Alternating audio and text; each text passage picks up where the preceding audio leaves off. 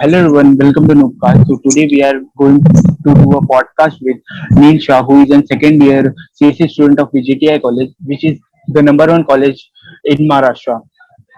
So let's get started and get some insights from his life and his journey as a student. So hello Neil. Hello. Hello everyone. Myself Neil Shah. I am pursuing computer engineering at VJTI. I am going to describe my journey with you all, so you all can get all the insights from my journey. So let's start. So Neil, let's get started with the questions. So आप आप मतलब आपके हिसाब से आप introduce कीजिए अपने आप को आप जैसे जो जानते हैं या आपके जो एट्रीब्यूट्स है आप थोड़े बताइए हमें. Yes. So start करने के लिए I am from SVIS. मैंने 10th standard SVIS से पास किया. Then for 11th and 12th I was from Mindsetters and Prakash college में मैंने 11th 12th पास किया था. 10th standard में I was curious about science, so I took science as a career in 11th 12th. और फिर मैंने CET देने का सोचा. I was totally focused on CET because मुझे मुंबई में ही रहना था, तो I was focusing on VJTI only. और कंप्यूटर इंजीनियरिंग चाहिए था बिकॉज कंप्यूटर में इंटरेस्ट था और फील्ड भी बहुत अच्छा है. So that's it. And future events के बारे में भी हम बात करेंगे आगे. सो एज यू सेड आप SVI VM में थे, तो आपने 10th और 12th में मतलब कितना स्कोर किया था अप्रॉक्स? 10th स्टैंडर्ड में I was topper of my school, तो 95.80 था. फर्स्ट रैंक था मेरा. और 12th स्टैंडर्ड में I was not focusing on 12th boards because entrance के लिए तो हमेशा CET ही देखते हैं. तो 12th स्टैंडर्ड में बोर्ड एग्जाम्स में मेरे को 88.67 था. I just studied for 15-20 days and CET में I got 99.92 percentile. So I got admission at VJTI computer engineering. ये बहुत अच्छी बात है कि आपने मेन कॉम्पिटिटिव एग्जाम में फोकस किया. आपका गोल मतलब क्लियर था कि आपको किस डायरेक्शन में जाना है. So let's move to our next question. So आपने जैसे आपने बताया कि 10th और 12th में आपने ऐसा कितने मार्क्स लाए. सो आपने MST CT और JEE मेन में इंडिविजुअली मतलब कैसे कैसे मार्क्स लाए, आपने कैसे स्कोर किया? एक्चुअली JEE मेंस पे मैं टारगेट ही नहीं कर रहा था. मतलब 11th 12th से मैं स्टार्टिंग से CET ही कर रहा था. JEE Mains I just give for the sake of giving. और मेरे को JEE मेंस में 95 percentile अराउंड थे और मेरा टारगेट CET था. तो CET मेरे टाइम पे it got 8 months delayed because of corona. तो I need to study hard for 8 months more. तो जस्ट कंसिस्टेंसी इम्पोर्टेंट है बिकॉज CET में स्कोर लाना इज इजी, बट 8 months एक साथ स्टडी करना एक्स्ट्रा. हम लोग का प्लानिंग था अप्रैल में खत्म हो जाएगा, but the exam happened in September. So बहुत सारा स्टडी करना पड़ा. मेरे काफी बैचमेट्स है जिसने स्टडी करना छोड़ दिया था, तो इसके लिए उनका स्कोर कम आया. But I kept on studying. तो one of the factor in CET is consistency and practice. So CET में मेरे को इसके लिए 99.92 आया था परसेंटाइल. और VJTI में for open category there are only 18 seats, so it is very competitive. Means in CSC category means आप जो ब्रांच में CSC में सिर्फ 18 सीट्स है ओपन के लिए. Open category has 18 seats, EWS has 6 seats, EFWS has 3 seats, and girls quota is also there. So it is distributed. Total there is 60 seats. Okay, that's why there is so much competition at VJTI. Yes. So as हम अभी बात करें MST CET और JEE Main की, तो आपने जैसे previous year questions दिए होंगे, तो हमें पता है कि जैसे जो 12th बोर्ड या 10th बोर्ड में होता था कि हम जो प्रीवियस ईयर क्वेश्चंस करते थे वही रिपीटेटिव होते थे. तो क्या जो प्रीवियस ईयर हम एज अ पैटर्न हम लोग फॉलो करते हैं 10th या 12th में, वो same pattern as an MST CET और JEE मेन के प्रीवियस ईयर क्वेश्चन में लगता है वो मींस क्वेश्चन रिपीट होते हैं एक तरीके से प्रीवियस ईयर क्वेश्चन से? आपको क्या tricks and techniques get repeated. Questions पूरा रिपीट नहीं होता है, but the tricks, the techniques and the gist of the questions remains the same. मतलब every year they can not prepare so many questions. तो they just twist the question or do some extra evaluation and give the questions. So basically questions तो previous year का अगर तुम लोग करते हो तो it is easy to crack CET in your year. So previous year questions तो करना ही है. They just give us some twist in that question. They just change the question because exact same question cannot be repeated. Okay, so एक थोड़ा सा personal सवाल कि आपने बीजेटीआई ही क्यों चुना, अदर देन आपके पास सीयूईपी सीएस का ऑप्शन था एंड आप जेईई मेन के थ्रू एनआईटीज में जा सकते थे, तो why did you choose VJTI over the CUEP CS and other seats in NIT? First of all JEE से तो मेरे को नहीं मिलता था because JEE percentile was quite low और मेरा फोकस भी नहीं था JEE. And coming to CUEP CS, actually I stay in Mumbai, so BJT और सीयूईपी एट पार है, मतलब there is no difference at all. Placements भी दोनों का सेम है, दो सीयूईपी में मे बी थोड़ा एकेडमिक्स ज्यादा बेटर है, but due to location and hostel में मेरे को नहीं रहना था, मुंबई में ही स्टे करना था, so I chose VJTI. Placements and all are at par. Sometimes BJTI beats COP, but it is at par. So आपने जैसे एक कॉम्पिटिटिव एग्जाम दिया तो आपको क्या डिफरेंस मींस महसूस हुआ जब आप लाइक मैंने भी जेईई मेन दिया है और आपने भी जैसे जेईई मेन या सीईटी कोई भी कॉम्पिटिटिव एग्जाम दिया है, तो वो एक फेज रहता है जो कॉम्पिटिटिव एग्जाम और एक कॉलेज का फेज, तो उसमें आपने क्या डिफरेंस देखा mainly? So basically, competitive exams is something which is time consuming. So तुम लोग के पास time limited रहता है and you have to solve many questions. Like maths में तुम लोग को पास 50 questions रहता है, 90 minutes रहता है, and physics chemistry में you have 100 questions and you have 90 minutes. So practice is must. और इतने सारे questions इतने जल्दी करना है तो फिर methodology of boards exam will not work here. You need practice, you need a lot of practice of physics especially.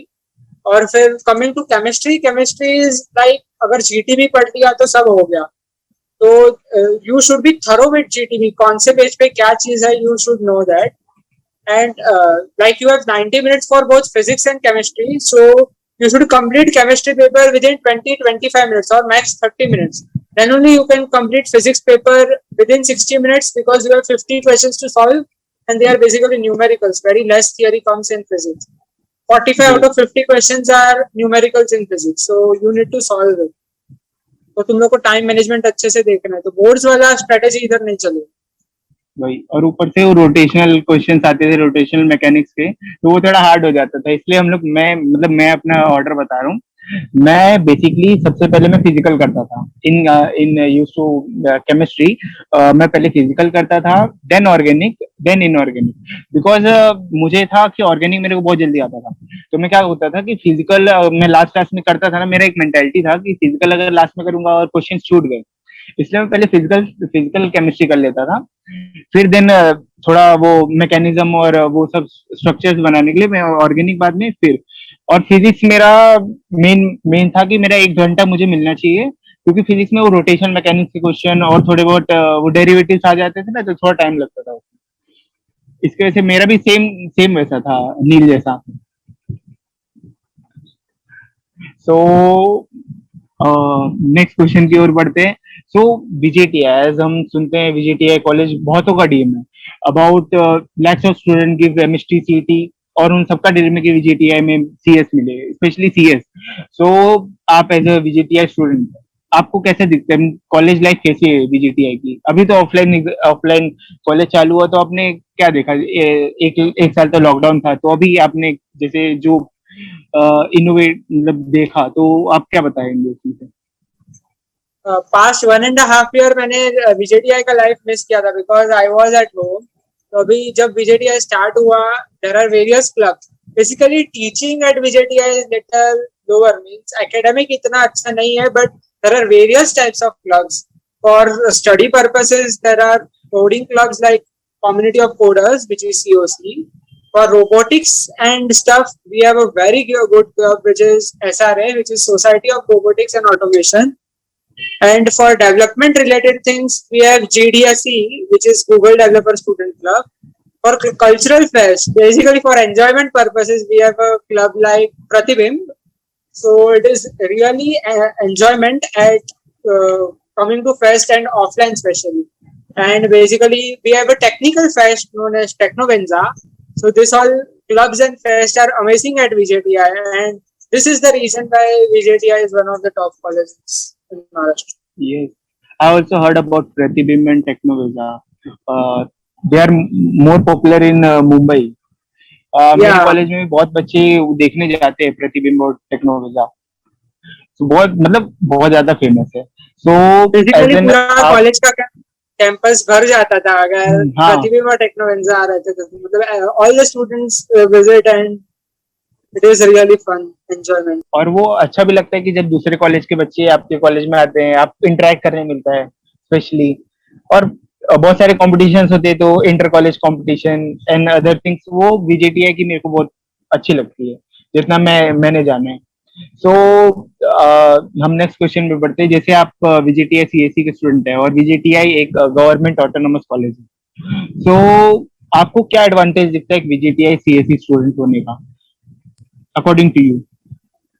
तो गवर्नमेंट ऑटोनोमस कॉलेज है तो फर्स्ट ऑफ ऑल उसका फीस कम है comparatively to other all colleges because it is government funded. और secondly the clubs and societies at VJTI are with IITs. So मतलब हम लोग के पास ऐसे क्रिएटिव माइंड्स है जो महाराष्ट्र के टॉप ब्रेन्स है because people fight for coming at VJTI. तो स्पेशली CSE एंड IT में तो बहुत सही ब्रेन्स है. So we get acquainted with all the domains and all the stuffs. तो हर टाइप की सोसाइटी है तो जिसमें इंटरेस्ट है we can get into it. So academic से ज्यादा अगर किसी को सिंगिंग में इंटरेस्ट है, सपोज किसी को ड्रामा में इंटरेस्ट है, एवरीथिंग कैन बी फुलफिल्ड. किसी को रोबोटिक्स में इंटरेस्ट है, किसी को कोडिंग में इंटरेस्ट है. सो each and every field has something for them as in the form of clubs and committees at VJTI. तो इतने अपॉर्चुनिटीज आई डोंट थिंक तो मुंबई में और कोई कॉलेजेस में मिलते हैं apart from IIT Bombay. Of course IIT Bombay is different level. So college is great. So as you are in second year, तो आपने जैसे कोई ना कोई तो फील्ड में गए होंगे, जैसे कोडिंग में भी दो ब्रांचेस अकॉर्डिंग टू बहुत सारे बच्चों के, जैसे ऐप डेवलपमेंट में जाते हैं और बहुत बच्चे वेब डेवलपमेंट में। तो आपने क्या स्टार्ट किया? सो स्टार्ट मैंने वेब डेवलपमेंट से किया था because we had a project building after our first year in vacation. The name was Inheritance. So I made a project on web development to get a head start. तो मैंने पहले web development से start किया था और at par with हम लोग को और एक प्रोजेक्ट का था विच इज एकलव्य. तो उसमें मैंने डीप लर्निंग वगैरह स्टार्ट किया था. तो I started both the things parallelly. Then I went for machine learning afterwards because I want to participate in some competitions of IIT Bombay like Vision Beyond Limits and etc. तो मुझे web development अभी भी पसंद है. मतलब whenever I build projects on web development, I love building websites and doing development. So basically web development and machine learning is a very good combination to make projects and all the types of projects and many things. So this both combination is a very good thing. So I started with them, web development and machine learning.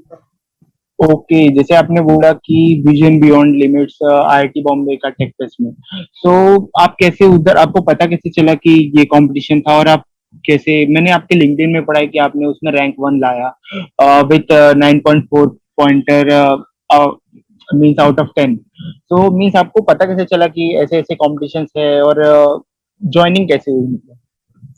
So first of all, basically हम लोग को competitions के बारे में तो definitely seniors ही बताते हैं because we don't know anything about all this.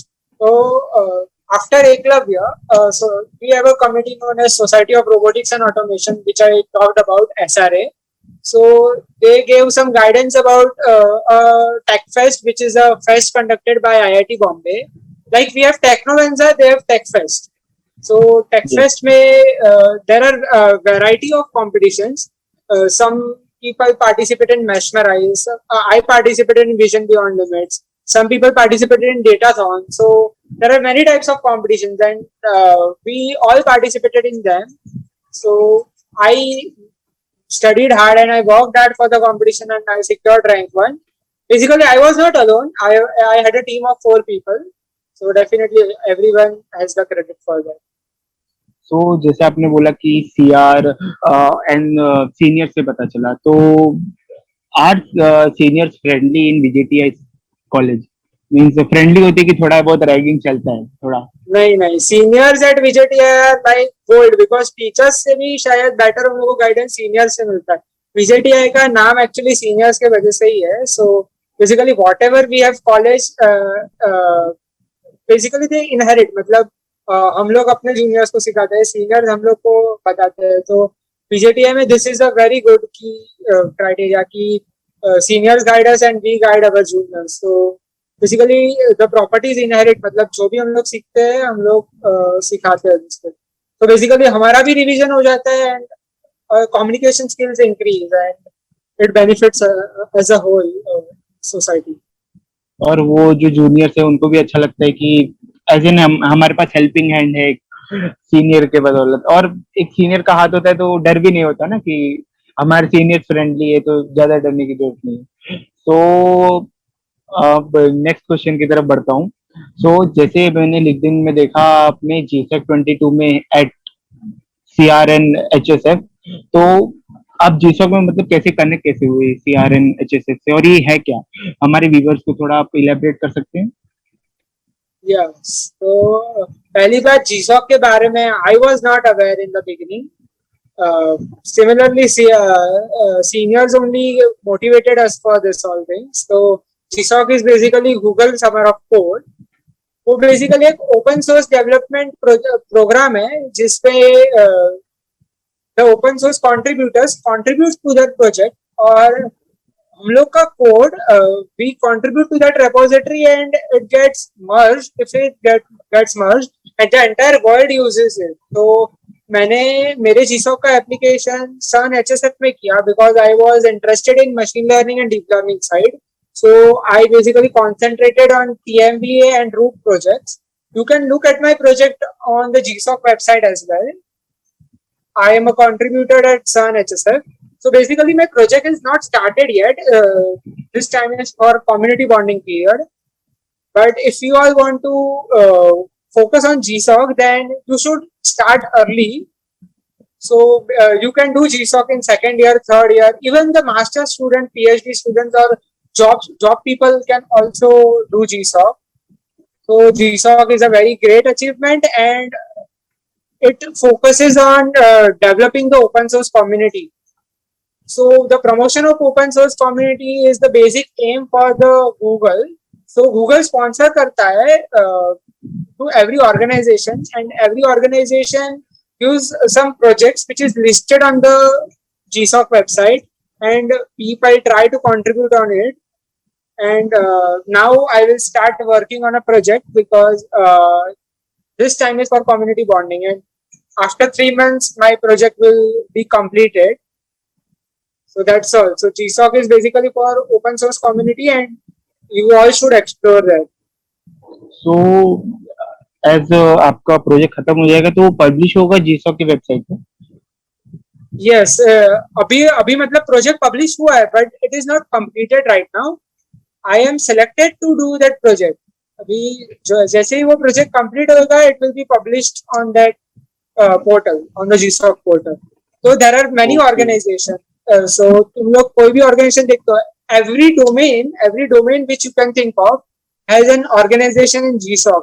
So everyone should look at those organizations, try to contribute. Initially the task is very difficult because तुम लोग के पास कोई रहता नहीं है कि whom should you ask, how should you communicate.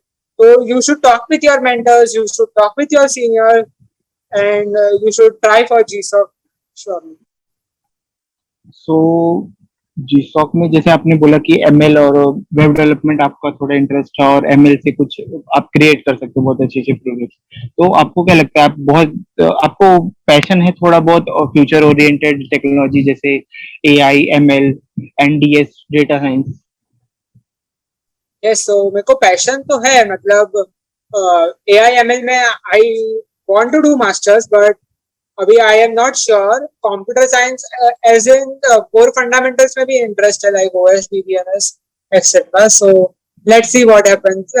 Future में भी 2 साल है तो I will explore, but yes, AI ML में इंटरेस्ट है। तो आपको डिफरेंस ज़्यादा क्या दिखता है सीएससी ब्रांचेस और core AI data science and ML branches? Yes, so CSE branch is like development side हो सकता है, कॉम्पिटिटिव प्रोग्रामिंग हो सकता है, artificial intelligence, machine learning, development में ऐप डेवलपमेंट, वेब डेवलपमेंट, जो भी इंटरेस्टिंग तुम लोग को लगता है। तो बेसिकली डेवलपमेंट साइड अगर किसी को जाना है तो he should be familiar with Angular, JS, Node JS and MongoDB etcetera. अगर कॉम्पिटिटिव प्रोग्रामिंग में जाना है so STL, C plus plus, all the concept should be clear, data structures, algorithms. और बेसिकली अगर कोर सीएस में जाना है तो ओएस डीबीएमएस में, मतलब डेटाबेस फंडामेंटल्स में जाना है, so there are various opportunities for that. Java में जाना है, अगर स्प्रिंग बोर्ड में जाना है, ऐसा किसी में जाना है तो there are opportunities for that too. So there are various opportunities, just the interest should matter. So जिसमें इंटरेस्ट है उधर ही जाना चाहिए। Every domain has its own progress, so ऐसा नहीं सोचना चाहिए। तो आपने जैसा बोला, मैं कंक्लूड अगर करूं तो मींस आपको एक डोमेन पकड़ना है और वो डोमेन को कंसिस्टेंटली फॉलो करना है और बाद में आपको पता चलेगा जब आप जाओगे तो एक वे से आपको 3-4 वेज और मिलेंगे कनेक्टिव। जैसे बाइनरी ट्री में होता है, बाइनरी ट्री में आप एक पॉइंट पे जाते हो फिर उधर से वी गॉट मेनी ब्रांचेस, तो आपको फिर पता चल जाएगा कि इसमें स्पेशलाइजेशन करना है। लाइक नील सेड, उन्होंने पहले फुल स्टैक किया, फिर उनको पता चला कि एमएल से भी कनेक्ट किया जा सकता है उसको, फिर उससे कुछ अच्छा प्रोजेक्ट बन जाएगा।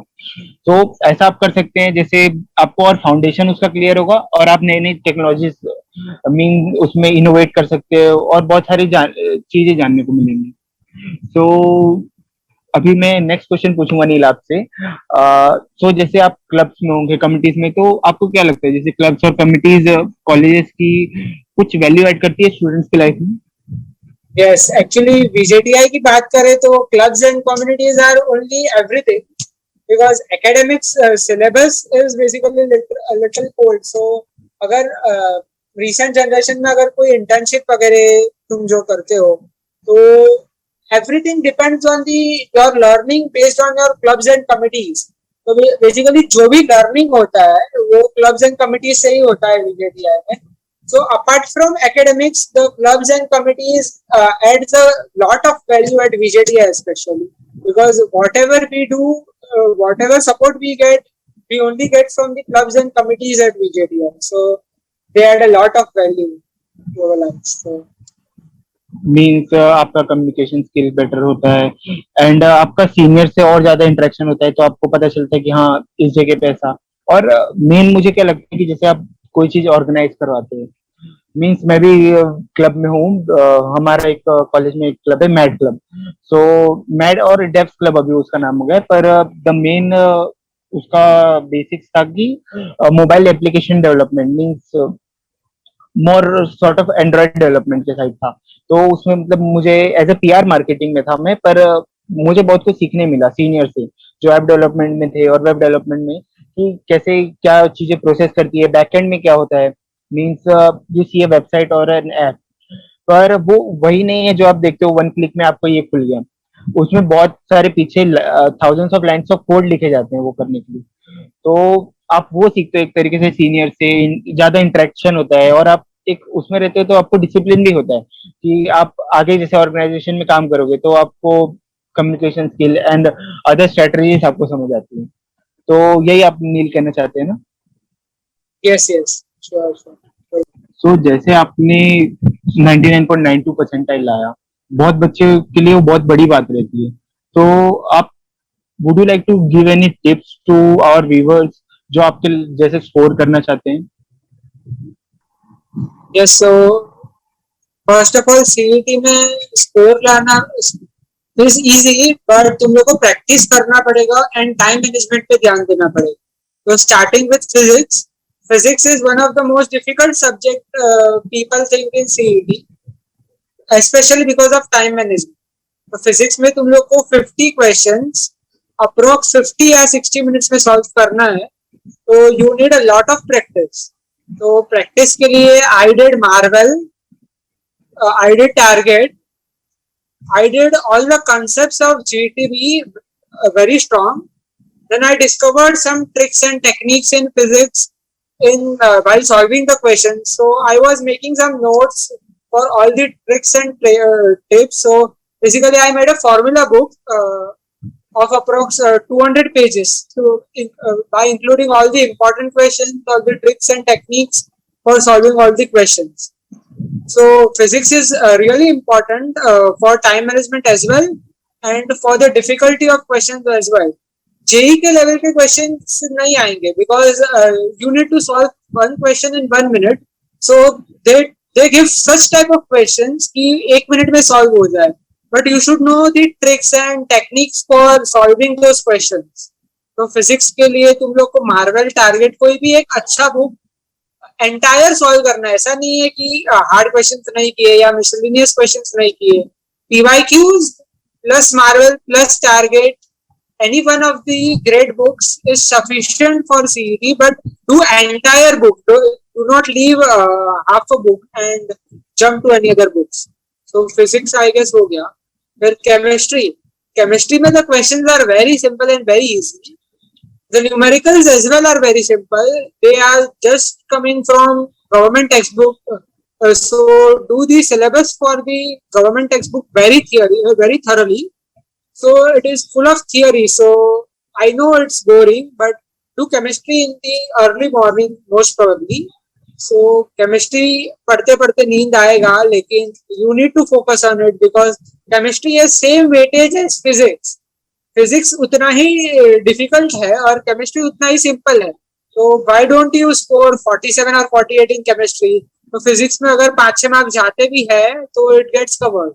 So you can score entire 50 on 50 in chemistry if you have learned the GTB and done all the numericals which are possible in GTB. So GTB से ही करना है केमिस्ट्री, और कुछ करने का जरूरत नहीं है। And if you want to do extra practice, there is Marvel for chemistry also. And थोड़े MCQs देख लेना एक बार। और previous year questions are very important in chemistry as well. Sometimes the questions get repeated in chemistry. So chemistry में because theory questions है, they come as it is from the previous year papers. So chemistry में previous year questions करना है। Coming to mathematics, maths is generally my favorite subject. So I solved a lot of questions for maths. तो maths मेरे लिए easy था, लेकिन if it is difficult for you all, practice is only the key for maths. Maths में GTB करना है, जो government text book है वो तो करना ही है। Plus point you can do Marvel also, and I did some questions from my classes. So you can do the material of your classes or whatever you feel like. There are many books available for maths. तो maths के लिए practice चाहिए।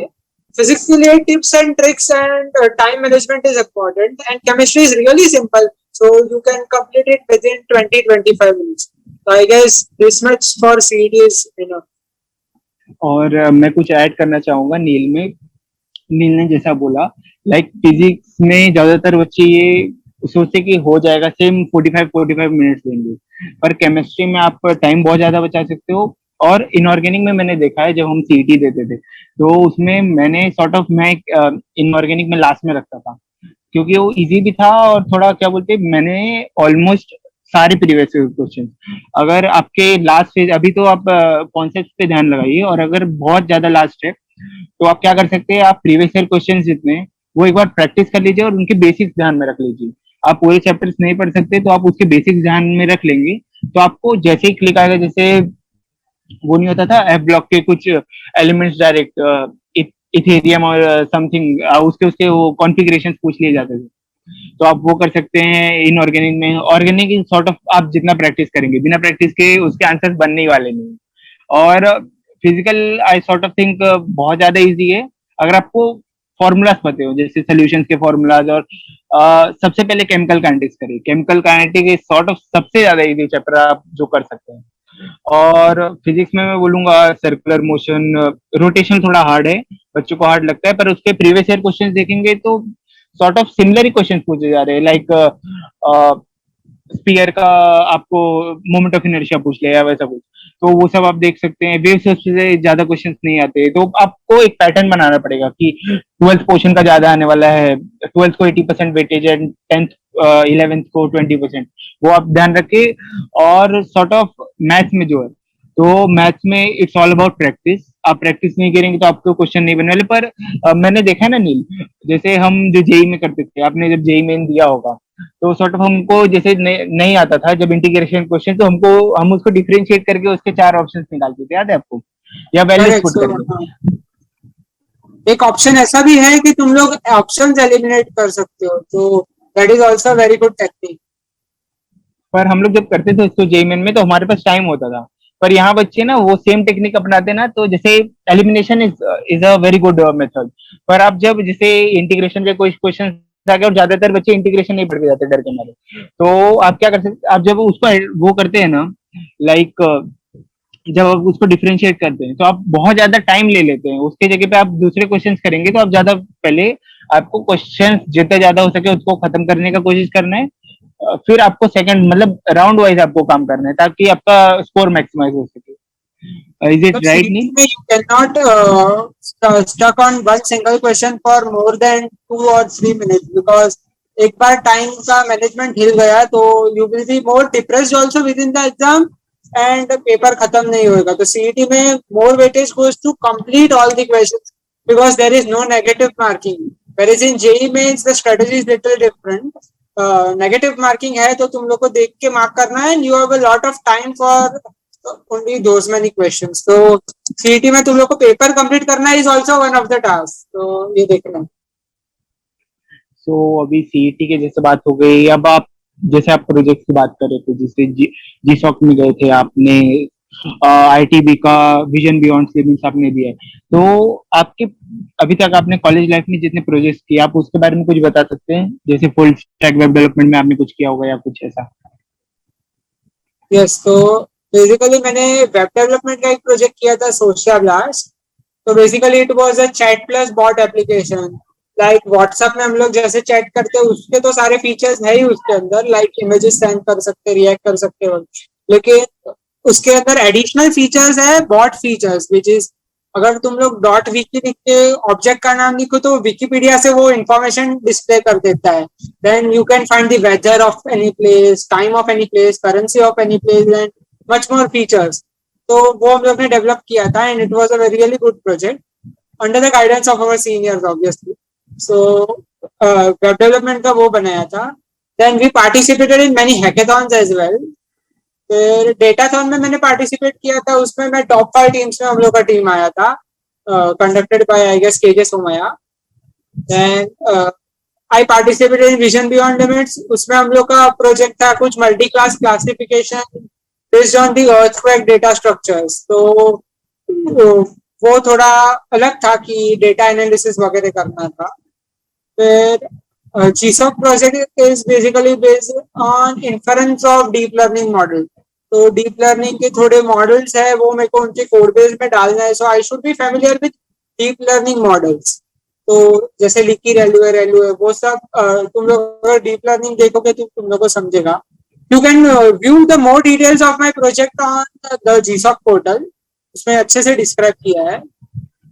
And hackathons में जो project बनाए थे वो भी सही थे, मतलब we made a website for CodeCheck which gives all the detailed information of the resources of all the CS fundamentals, data structures and algorithms and everything. So you can find the GitHub repo for that. And that's it. Till second year I discovered this much. Yes, I will list down the links which told by Neil in the description box, so you can check out work You of can check Neil. out my LinkedIn and GitHub repo for all the projects, and as well for the GSOC project, I will attach the link. This I will list down in the description box. So जैसे आपने अभी ये podcast दिया तो आपको कैसा feel हुआ? Yeah. आपने जैसे ये पॉडकास्ट दिया तो आपको कैसा फील हुआ और आपको क्या लगता है पॉडकास्ट का फ्यूचर क्या है? Yeah, so podcast is really important for the guidance कि तुम लोग को गाइडेंस मिलता है तुम्हारे फ्यूचर एस्पायरेंट से, मतलब तुम लोग को फ्यूचर में जो भी अचीव करना है उसका सबसे फर्स्ट स्टेप है कि तुम लोग को उसके लिए गाइडेंस होना चाहिए. तो भी गाइडेंस कैसे मिलेगा? This YouTube is a very big tool and serves as a guidance. So this podcast are really important for the guidance purpose. बाकी का तो you can do on your own, but the guider and the resources which the podcast and the YouTube resources provide, they play a very important role in your future aspects. So it is really serves as an important aspect of a student success. So podcast बहुत help करता है. In fact, I also looked at some podcast when I pursued my CET because उससे जो guidance मिलता है, उससे जो motivation मिलता है, टॉपर्स को देख के जो स्टेमिना एंड करेज मिलता है वो प्रिपेयर करने का, वो और किसी से नहीं मिलता. So definitely it helps. So any message to our viewers, Neil, if you want to give? Yes, so for CET aspirants, work hard, get into the best college, get into a dream college, and you will through it. Because अगर तुम लोग को एक बार अच्छा college मिल गया, then that college has great communities and great seniors to guide you all. For the engineering aspirants,